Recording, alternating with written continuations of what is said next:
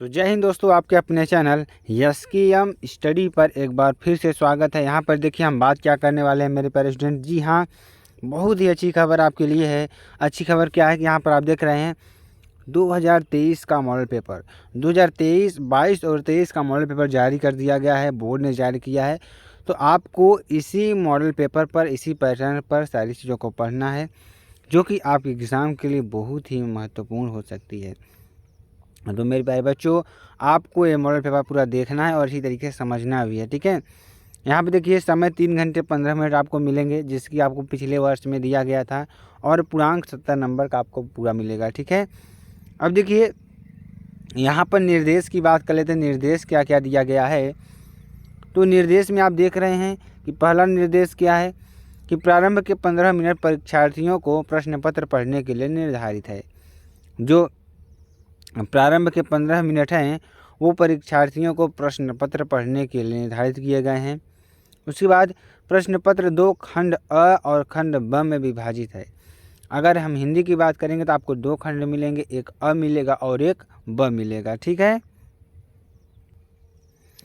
अब चलिए आगे चलते हैं तीसरे निर्देश में। तीसरे निर्देश में देखिए ये नई चीज़ आपकी जुड़ी हुई है। तीसरे निर्देश में क्या जुड़ा हुआ है, ध्यान दीजिएगा कि प्रश्न पत्र के खंड अ में बहुविकल्पी प्रश्न है। क्या है, बहुविकल्पी प्रश्न है, जिसमें सही विकल्प का चयन करके OMR सीट पर नीले अथवा काले बाल पॉइंट पेन से सही विकल्प वाले गोले को पूर्ण रूप से काला करें। कहने का मतलब कि अब आपका जो विकल्प सही रहेगा, 20 प्रश्न आपके दिए हैं, तो 20 प्रश्न में आपको OMR सीट मिलेगी। उस OMR सीट में आपको क्या करना है कि उन 20 क्वेश्चन का जो आपका OMR सीट है, जो बहुविकल्पी प्रश्न है, उसका आंसर आपको नीले या ब्लैक पेन के बॉल पॉइंट पेन से आपको वहाँ पे पूर्ण काला करना है, ठीक। चौथे निर्देश की बात करते हैं। यहाँ पर आप देख रहे हैं आपको पूरा मॉडल पेपर बताएंगे कि आपको कहाँ से कितना नंबर मिल रहा है, ठीक। यहाँ पर देखिए चौथे खंड अ में देखिए बात क्या करेंगे कि बहुविकल्पी प्रश्न हेतु प्रत्येक प्रश्न के लिए 1 अंक निर्धारित है, ठीक है। प्रश्न पत्र के खंड अ के प्रश्नों को हल करने हेतु 1 घंटा, खंड बी के प्रश्नों को हल करने हेतु 2 घंटे का निर्धारित समय दिया गया है आपको। खंड अ में आपको कितना समय दिया गया है, 1 घंटे के लिए, और खंड ब की बात करें तो यहाँ से आपको 2 घंटे में दिया गया है, ठीक है। प्रत्येक प्रश्न के सम्मुख उनके निर्धारित अंक दिए गए हैं। प्रत्येक अंक के सम्मुख क्या है, उनके अंक निर्धारित किए गए हैं, ठीक है। चलिए अब देखिए, ध्यान समझेंगे इसको तभी आपको समझ में आएगा। यहाँ पर देखिए बहुविकल्पी प्रश्न की बात करेंगे तो बहुविकल्पी प्रश्न में देखिए खंड अ की बात करेंगे। पहले कौन सी खंड की बात करेंगे, खंड अ की बात करेंगे, ठीक है। तो यहाँ पर अगर देख रहे हैं तो खंड अ में देखिए आपके प्रश्न 1, देखिए बहुविकल्पी प्रश्न आपको मिलेंगे खंड अ में पूरे। तो जैसे बाबू गुलाब राय किस युग के लेखक हैं, तो आपको इसका आंसर आपको पढ़ के अच्छी तरीके से देना है। तो हमने आपको क्या बताया, खंड अ में आपको बहुविकल्पी प्रश्न मिलेंगे।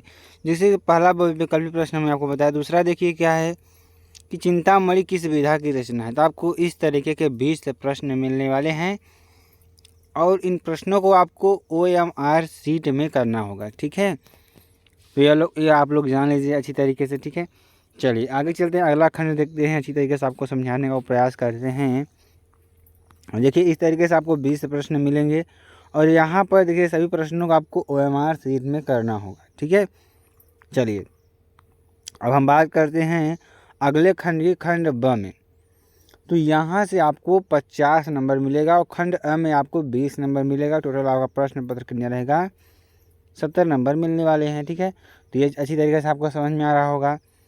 चलिए यहाँ पर आप देखिए कि देखिए प्रश्न फर्स्ट क्या है इसमें कि निम्नलिखित गद्यांश पर आधारित है। क्या है, निम्नलिखित गद्यांश पर आधारित 3 प्रश्नों का उत्तर दीजिए। तो क्या कर रहा है कि जो गद्यांश आपका दिया हुआ है, ठीक है, तो इस गद्यांश पर आधारित आपको 3 प्रश्नों का, जो नीचे दिए गए हैं 3 प्रश्न, इनका उत्तर आपको देना होगा, ठीक। जैसे फर्स्ट में दे दिया उपयुक्त गद्यांश का संदर्भ लिखिए, ठीक। गद्यांश की रेखांकित अंश की व्याख्या कीजिए, ठीक है। उसके बाद तीसरा नंबर में दे दिया आपका लेखक के अनुसार समाज में विभिन्नता देखकर लोग एक दूसरे की ओर क्यों आकर्षित होते हैं। इसमें अथवा का ऑप्शन रहेगा आपका अथवा भी कर लेना है और पहले को भी, किसी में आपको जो अच्छा लगे, जो आपको सबसे ज़्यादा आ रहा हो उसी को आपको कर देना है। ठीक, चलिए और प्रश्न नंबर 2 में इसमें बात करेंगे, यहाँ से आपको 6 नंबर मिलेंगे।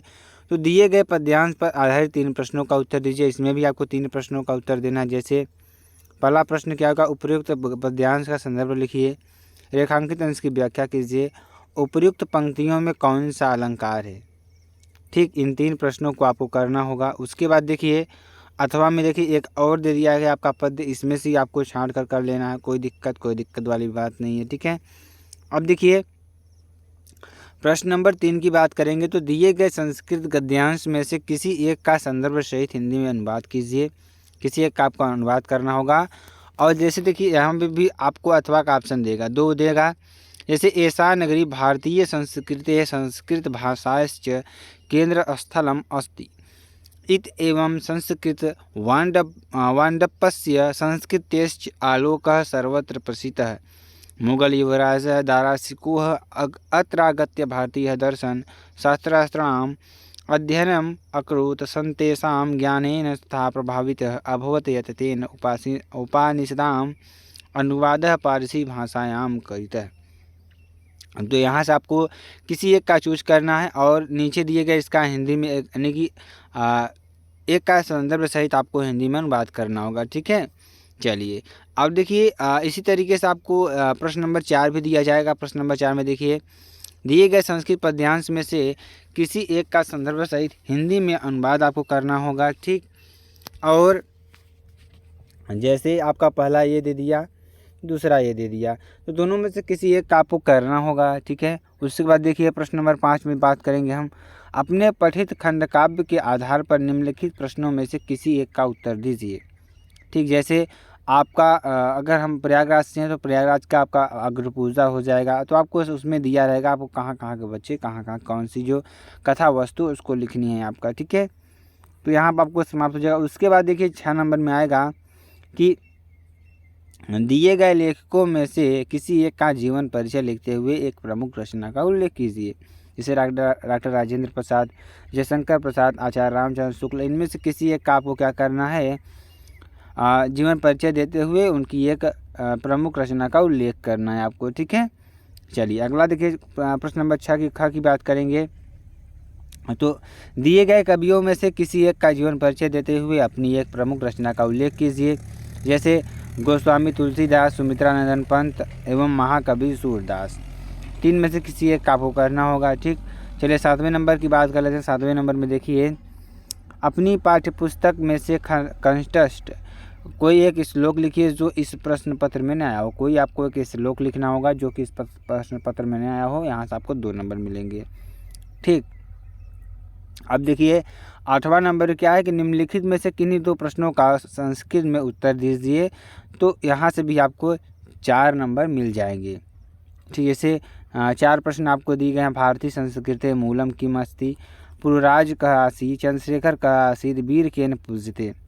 ठीक, आपका ये हो जाएगा यहाँ तक। चलिए अगला देखिए निम्नलिखित में से किसी एक विषय पर निबंध लिखिए। आपको किसी एक विषय पर निबंध लिखना होगा, 9 नंबर आपको मिलेगा। बहुत ही महत्वपूर्ण प्रश्न। ठीक, जैसे इसमें दे दिया है पर्यावरण संरक्षण के उपाय, आतंकवाद कारण एवं निवारण। ठीक, और जनसंख्या लाभ हानि, नारी सशक्तिकरण। ठीक, अब देखिए आगे चलिए। तो इतना पूरा मॉडल पेपर आपका था।